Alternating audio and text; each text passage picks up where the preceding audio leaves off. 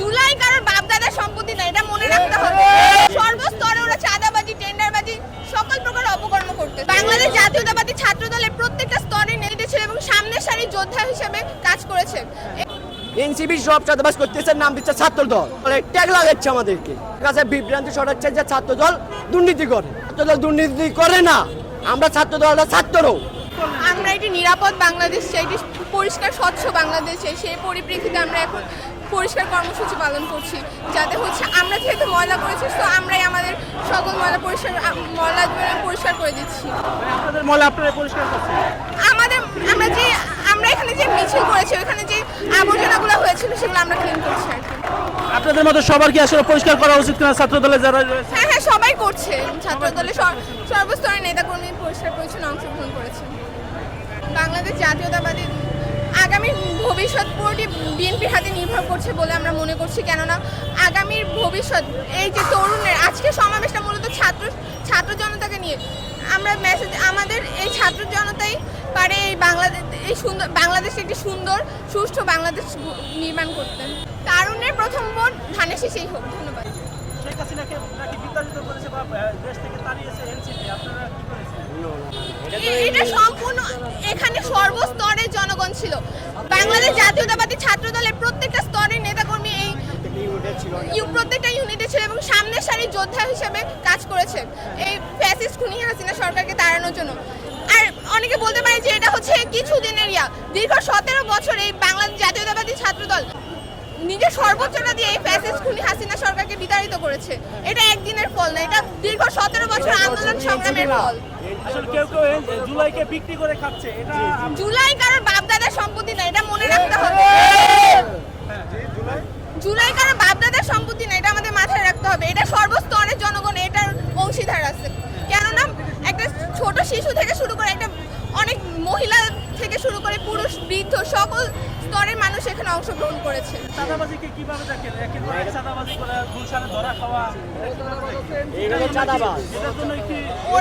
ওরা যে বলতেছে যে নিজেদের সংস্কার, এদেশের ওরা তো নিজেদের সংস্কার নামে নিজেদের পকেট ভরতেছে। এক কথায় সর্বস্তরে ওরা চাঁদাবাজি, টেন্ডারবাজি, সকল প্রকার অপকর্ম করতেছে।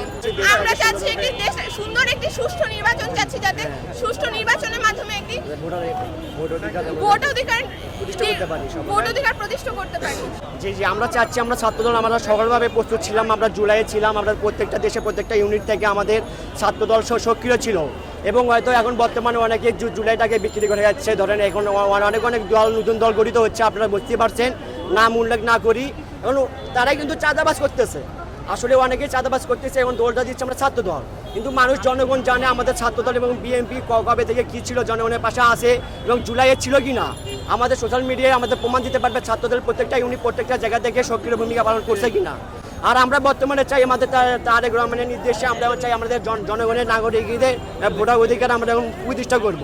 আমরা চাই তাদের যে ভোটার অধিকার আমরা এটা প্রতিষ্ঠা করব এবং আমরা চাই আমরা আমাদের দলটাকে আরও সক্রিয় করব। আমরা এখন চাচ্ছি না, আমরা কিছু লোকের কারণে হয়তো আমাদের দলটাকে মানুষ দুর্নাম করতেছে।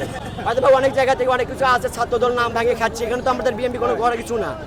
হ্যাঁ, তো আমরা চাচ্ছি আমরা দেশটাকে একটু সুন্দরভাবে প্রতিষ্ঠা করব এবং দেশটাকে একটি চাঁদাবাজ মুক্ত এবং দুর্নীতি মুক্ত একটি দেশ করব এবং তারেক রহমানের, শহীদ জিয়াউর রহমানের আদেশে আমরা দেশটাকে উন্নয়নশীল করবো। বাংলাদেশকে বাংলাদেশটি সুন্দর রাষ্ট্রশীল, উন্নয়নশীল রাষ্ট্র হিসেবে বিশ্বে আমরা প্রমাণ করে দেখে দেবে ইনশাল্লাহ। আমরা ছাত্রদল সকলভাবে প্রস্তুত এবং আমি সকলকে আহ্বান করি যারা ছাত্রদল, বিএনপি এবং ছাত্র স্বেচ্ছাসেবক দল, যুব দল এবং অংশগ্রহণ নেতৃবৃন্দ আছেন, আপনারা সবাই নিজ নিজ দায়িত্ব থেকে প্রস্তুত থাকবেন, আমরা যাতে আরও দলটাকে এবং শক্তিশালী করতে পারি। আমাদের এখনও কিন্তু এমন না, অনেকে বুঝছে যে আমাদের লোক বেশি হয়েছে, আমাদের লোক কিন্তু কখনো কারো বেশি হয় না।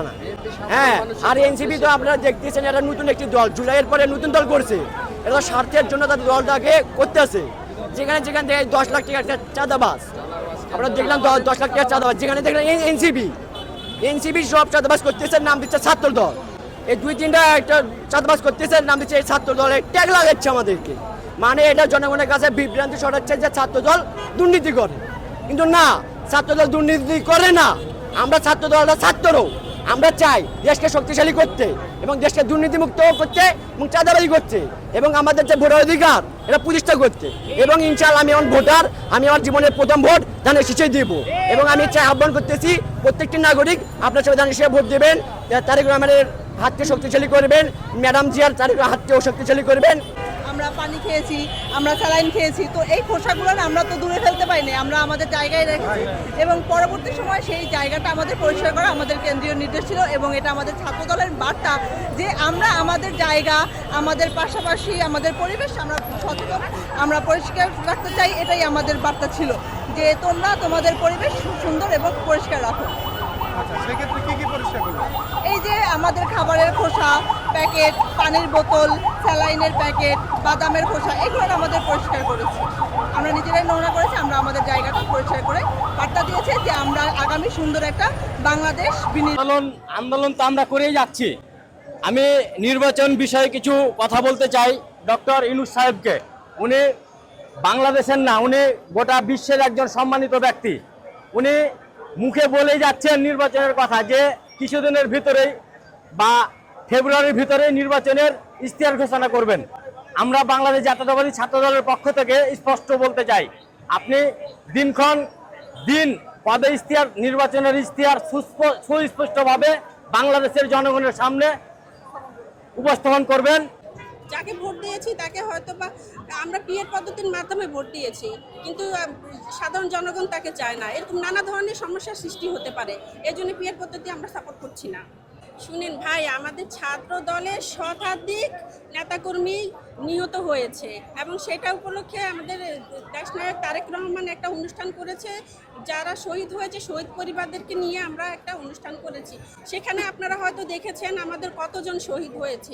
আমরা যদি সম্পৃক্ত না থাকতাম আমাদের এত লোকজন তো নিহত হতো না।